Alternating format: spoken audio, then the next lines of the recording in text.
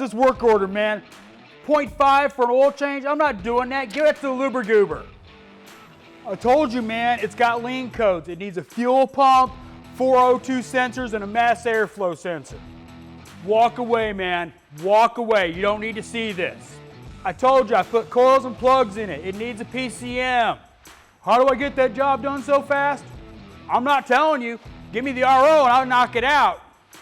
All right, man, I know it came in for a noise complaint, but it needs a transmission flush, coolant flush, fuel injection service, spark plugs. Oh, the noise complaint? I don't know. But it needs all them things. So do this. So that.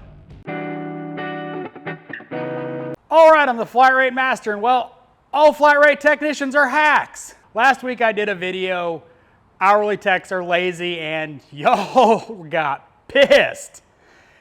And it was not intended that way. In fact, in the opening segment, if a lot of you that didn't watch it, just watched the Luber-Goober segment and then started ranting, I said, it's not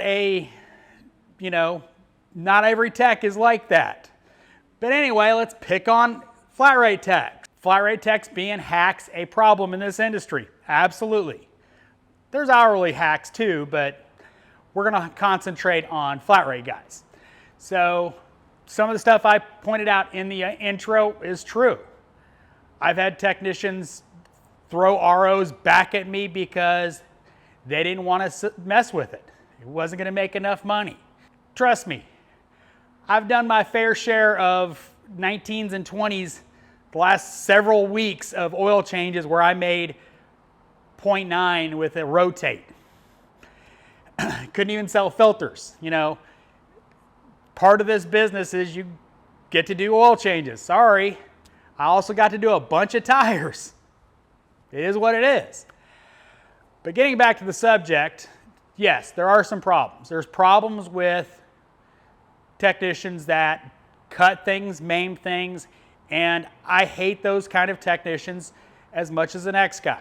There's always going to be that kind of atmosphere, regardless of pay structure, but it is encouraged with flat rate, or not discouraged with flat rate. Flat rate is based on how fast you can get a job done, and unfortunately, some techs will take shortcuts. It sucks. It is a reality. There are less than honest people that will take advantage of the system by, doing things like not replacing the back 3 spark plugs because they don't want to take the intake off. I've seen it. I can't tell you whether they were flat rate or not. I can tell you that they were not done, and they had to pay me to R&R the intake to put in coils and plugs because the last tech didn't do it, and they killed the coils. So let's talk about, some of the other things that were pointed out in the video. Would you rather have an hourly or flat rate technician working on your car? Well, it depends on the technician. That's the big thing.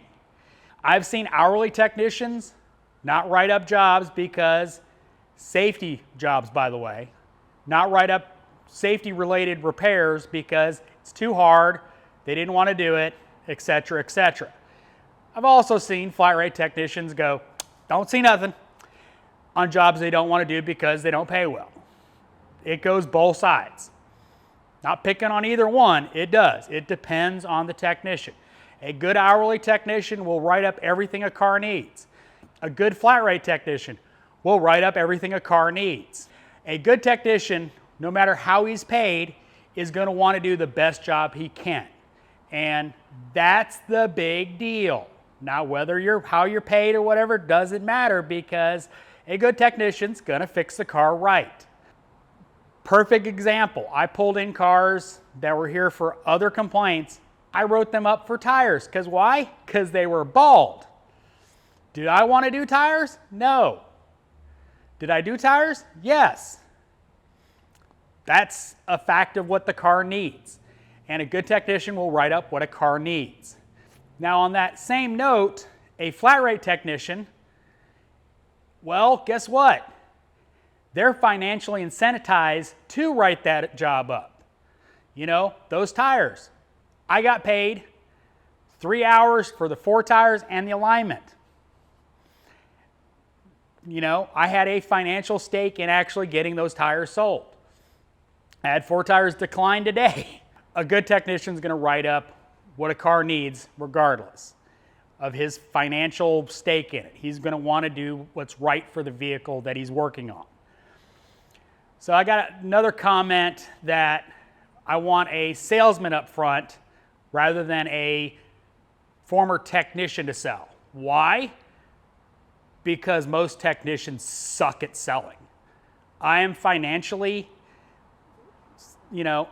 I rely on them financially to actually sell work. Do I do a lot of flushes? No.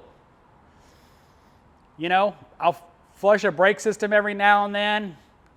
The most flushing I do is Honda transmission services every 30K. We don't actually even own a coolant or transmission flush machine here. The only actual flush machine we own is AC, which is, bottle, and a brake flush machine. We don't do flushes here. Sorry. But that's why, is I am wanting a person that can actually communicate effectively what the customer needs to do.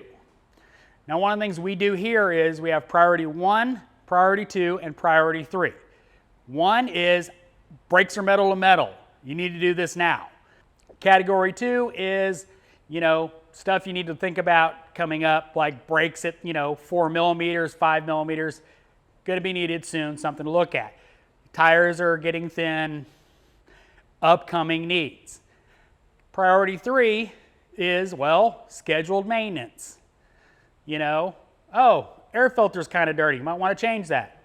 Spark plugs are due. We don't sell a lot of flushes here. Obviously, we don't have machines to do it, so think about that. But getting back to technicians is, yes, I've seen technicians hack things up. I literally pulled a gas tank one time to warranty a fuel pump, got the tank down, looked up, and saw a hole that was cut in the floorboard. Don't do that. I don't condone that kind of stuff. There's ways to shortcut systems. That is not one of the ones I will ever endorse. So if you're a good technician, be a good technician. Hopefully you get paid the most you can get paid, however you get paid. Also, just a side note, somebody asked me if I would work salary with commission or hourly with commission. No. I've seen too many times where that system is manipulated. So I would have to very intimately trust who was paying me, because I've seen too many times where, Anyway, I'll stick to flat rate because I can track my hours.